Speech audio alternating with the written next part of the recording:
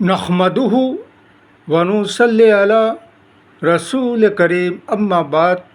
पश्चिम बांग्ला का पीर फुरफुरा दरबार शरीफ मुजद्दिदिया जबान पीर अबू बकर सिद्दीक रहमतुल्लाह अलैह का संगठन ऑल इंडिया मुजद्दिदिया मिशन सर्वधर्म सम्मेलन कमेटी के सदस्यों हैं हम।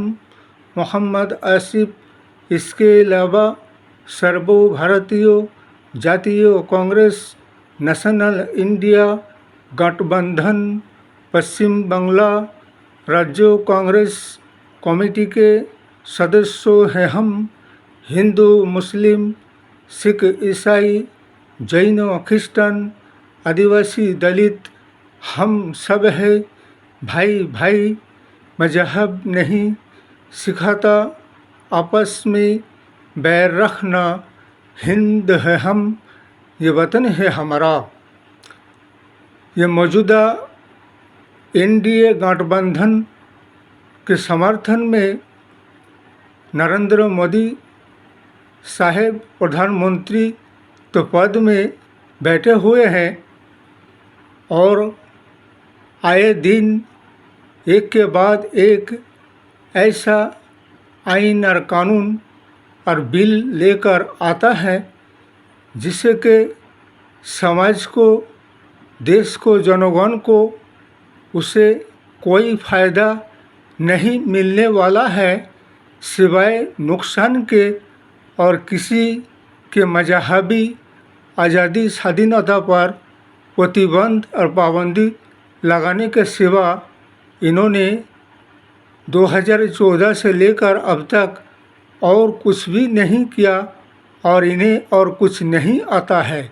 इसलिए कि जैसे अभी पार्लियामेंट में वक्फ बोर्ड संशोधन एक बिल लाए थे जिसे बिल को नामंजूर हो जाना चाहिए। ये सरासर मुसलमानों के वक्फ बोर्ड की आज़ादी और स्वाधीनता के खिलाफ़ है और मुसलमानों के जो वक्फ बोर्ड के चेयरमैन कमेटी होता है उस कमेटी में से मुसलमान को बेदखल करना और किसी गैर मुस्लिम को उस वक्फ बोर्ड का कमेटी का सदस्य बनाना, ये बिल्कुल मुसलमानों के आइन कानून के और वक्फ बोर्ड के आज़ादी और स्वाधीनता के खिलाफ़ है। इसलिए कि जैसे वो बिल 2 सदस्यों के कमेटी के जीपीसी के पास पहुंचा दिए तो जीपीसी ने क्या कहा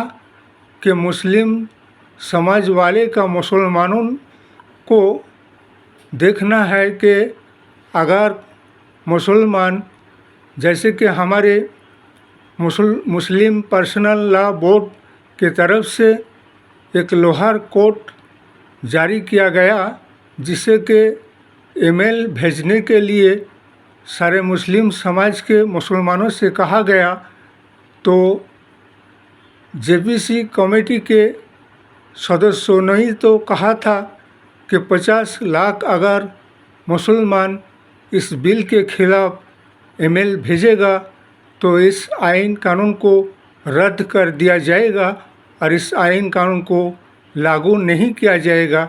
जबकि मुसलमानों ने इस ईमेल के ज़रिए कम से कम ज़्यादा 6 करोड़ लोगों ने ईमेल भेजा है।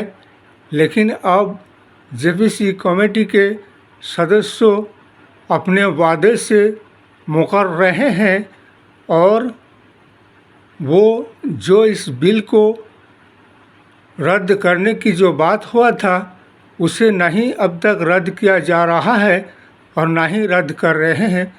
तो हमें यही कहना है कि इससे क्या साबित करना चाहते हो। मुसलमानों ने तो अपना राय पहुंचा दिए हैं, इसलिए कि ये वक्फ बोर्ड की धार्मिक संपत्ति है जो कि अमीर लोगों ने वक्फ बोर्ड को दान किया, मस्जिद को, मदरसा को, यतीमों को, मिस्किनों को। ये गरीबों का हक है, इस पर सरकार का कोई आइन कानून नहीं चल सकता है, ना चलेगा, और ना ही सरकार को दखल अंदाजी करने दिया जाएगा, बल्कि जैसे पहले से चलते आ रहे हैं, स्वाधीनता आज़ादी से पहले से और आज़ादी के बाद से, वैसा ही चलता रहेगा और चलेगा। इसलिए हमारे सारे ऑल इंडिया के जितने भी हमारे इस्लामिक संगठन हैं, चाहे कोई सा भी जमात क्यों ना हो, सबको एक होकर आवाज़ उठाना पड़ेगा।